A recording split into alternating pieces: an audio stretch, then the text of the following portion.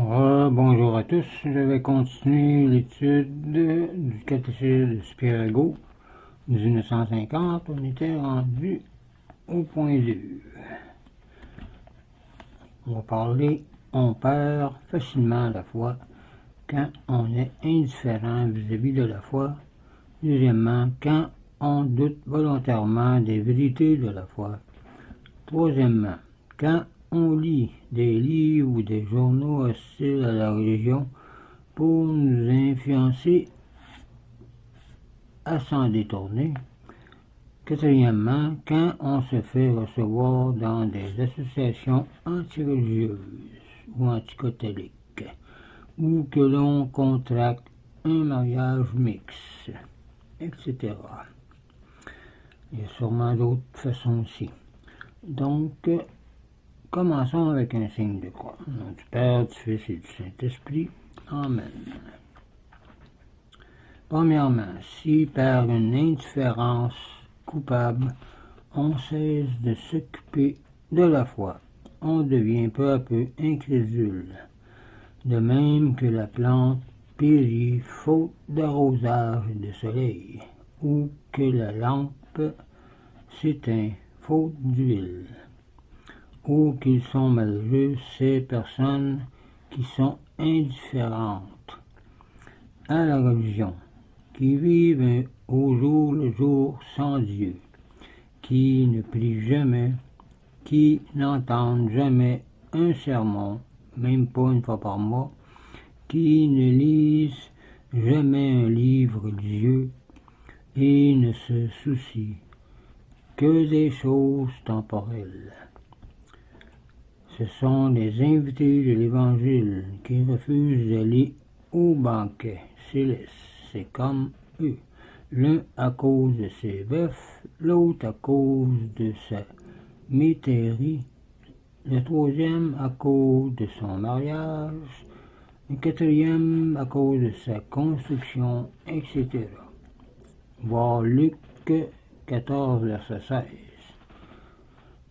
Chose curieuse, ces gens-là se regardent comme éclairés et jettent un regard de pitié et de mépris sur ceux qui remplissent consciemment leur devoir religieux. Mais ce sont précisément eux qui manquent consciemment leur devoir religieux.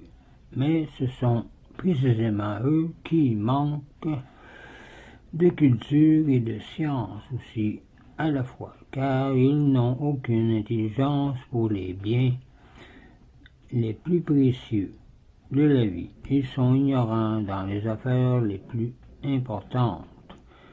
Très souvent, ces personnes ne mènent pas une vie irréprochable. Une vigne qui n'est point soignée est bientôt envahie par les haies et les ronces, et l'âme qui n'est pas cultivée et arrosée par l'instruction religieuse adopte peu à peu des mœurs païennes, disait Saint Louis de Grenoble. Le corps a besoin de nourriture, sous peine de mourir d'inanition. Il y a aussi une nourriture de l'âme, comme disait Jésus. L'homme ne vivra pas de pain seulement, mais de toute parole qui sort de la bouche de Dieu. Oui, le corps a besoin de nourriture sous peine de mourir d'inanition. Il y a aussi, comme j'ai dit, une nourriture pour l'âme, sans laquelle elle mourra. Et cette nourriture est l'Évangile, la doctrine du Christ, disait bien des saints et Saint Augustin. Dans son entretien avec la Samaritaine, Jésus-Christ appelle sa doctrine une eau qui apaise pour toujours la soif de l'âme humaine. Voir Jean 4, verset 43. À la synagogue de Capharnaüm, il dit de lui-même: « Je suis le pain de vie. Quiconque vient à moi n'aura jamais faim. » Voir Jean 6, verset 35.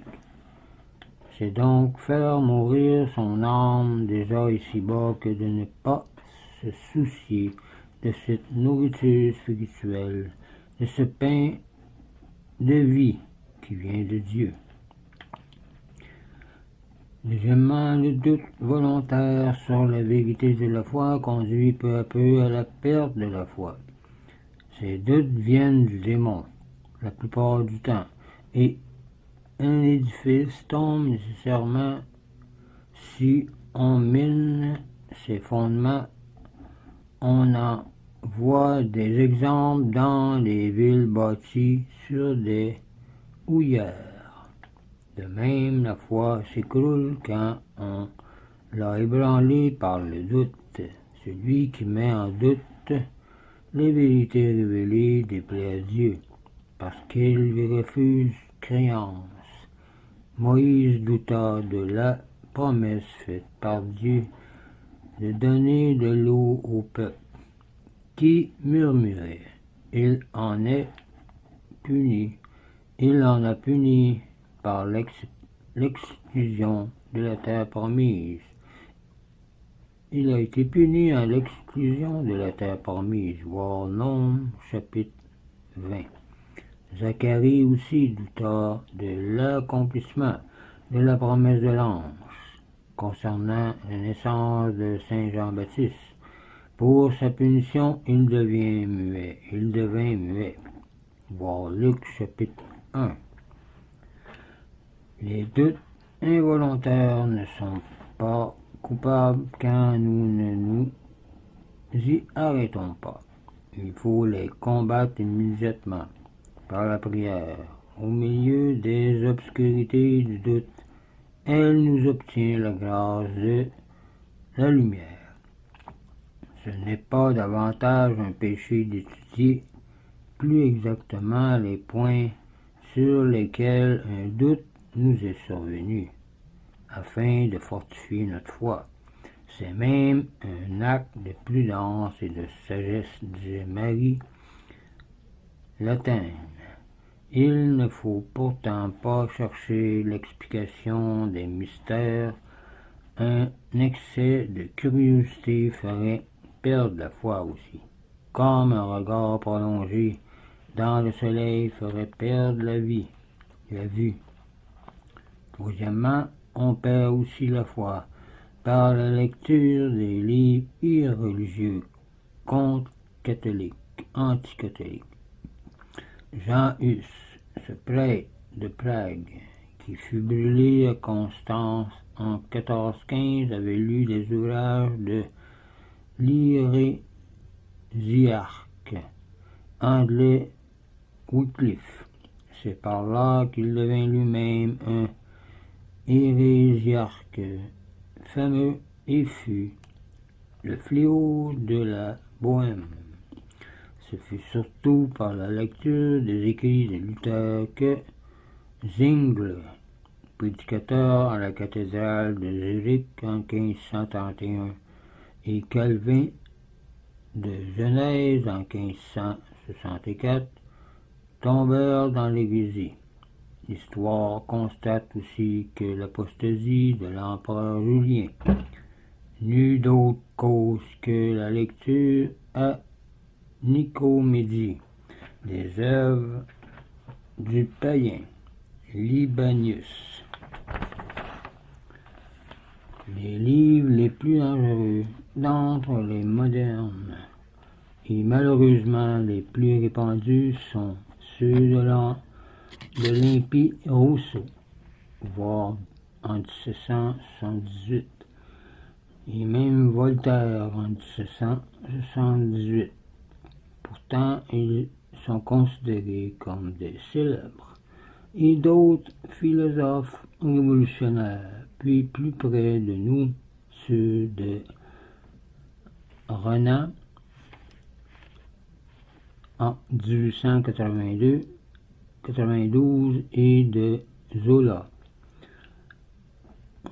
En mère aimante, l'Église les signale à ses enfants et en défend la lecture, tout comme l'État n'accorde pas une liberté de de l'ire absolue. Elle a institué dans ce but, en 1571, une congrégation spéciale pour la censure des livres, la congrégation de l'Index, qui condamne au nom du Saint-Siège les livres dangereux pour la foi et les mœurs catholiques, venant pourtant de Jésus-Christ. La lecture régulière de journaux réguliers et religieux fait elle aussi, comme le prouve l'expérience, perdre la foi. Pour faire plus de bruit, certains journaux se font une spécialité de déverser le mépris sur les dogmes, les institutions de l'Église et ses ministres, surtout ceux qui agissent mal. Ces lectures minent la foi. Qu'on ne dise pas le lecteur jugera par lui-même. C'est le cas d'appliquer le proverbe que la goutte d'eau creuse le rocher, insensiblement l'incrédulité ou l'indifférence s'empareront de l'esprit. Des aliments malsains détruisent à la longue la plus forte santé corporelle. Il est impossible que la lecture fréquente de journaux mauvais ne produise pas le même effet sur l'âme, car on développe de très mauvaises habitudes. Mettez-vous dans le feu, dit saint Isidore, et seriez-vous de fer, vous finirez par fondre pareil. À moins qu'un ange vienne vous aider comme Daniel dans la fosse, au lion ou dans la fournaise ardente. De toutes les associations antireligieuses, la plus dangereuse est la franc-maçonnerie, dit-on. Le but dernier de la franc-maçonnerie est de miner et de détruire, soit secrètement, soit en partie publiquement, toute autorité ecclésiastique ou civile, et d'arriver petit à petit à la fondation d'une république cosmopolite. La franc-maçonnerie fut fondée vers 1717 par quelques penseurs de la haute société anglaise. Comme ils prirent pour leur institution les cadres des ateliers d'architecture, des cathédrales du Moyen-Âge et qu'ils prétendaient élever le temple spirituel de l'humanité et de la civilisation, ils se nommèrent francs-maçons. Quiconque se fait recevoir dans cette société assiste à ces réunions où seulement les favorise est ipso facto excommunié, c'est-à-dire qu'il cesse d'avoir part aux prières de l'Église, qu'il est exclu des sacrements, etc. Le pape s'est réservé l'absolution de cette peine, excepté à l'article de la mort. Voir Clément XII, chapitre 1738, Benoît XIV, chapitre 1751, Pie VII, chapitre 18-21, Léon XII, chapitre 18-25, aussi Léon XIII, chapitre le 20 avril 1884. Le but dernier de la franc-maçonnerie n'est connu en général que par les grades élevés. Les autres ne font que payer. Comme dans l'armée où les soldats marchent sans rien savoir du plan du général. Nous parlerons au chapitre du mariage, du désordre des mariages mixtes. À ce moment-là, Maintenant, tous ceux qui, par la faute, meurent sans la foi chrétienne sont damnés. L'incrédule, le païen, est déjà malheureux ici-bas, disait saint Luc 1, verset 79. Il est dit d'eux qu'ils sont dans les ténèbres et dans les ombres de la mort. Ils prennent les vérités de la religion pour les faibles. Voir Clément Hofbauer. Le Christ dit expressément: quiconque ne croit pas sera condamné.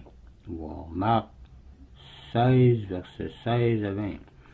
Il ajoute même: celui qui ne croit pas est déjà jugé. Voir Jean 3, verset 18. Et saint Paul dit dans Tite 3, verset 1, qu'un hérétique prononce lui-même sa condamnation. Priez donc tous les jours, chrétiens, à l'imitation des saints pour la conversion des incrédules et des hérétiques et des schismatiques, et pour tous. Le bienheureux Clément Hofbauer, en 1820 à Vienne, avait l'habitude de dire: plus à Dieu que je puisse convertir tous les infidèles et tous les hérétiques. Je les porterai à l'église sur mes bras et sur mes épaules. Ce serait tout pour cette vidéo. La prochaine fois, on va parler au point 8, la profession extérieure de la foi. Puis au point 1, on parlera de Dieu exige que nous professions notre foi extérieurement. Faites luire votre lumière devant les hommes, dit le Christ, afin qu'ils voient vos bonnes œuvres et bénissent votre Père qui est dans les cieux. Voir Matthieu 5, verset 16. Je vous laisse là-dessus. Je vous dis au revoir et union prière.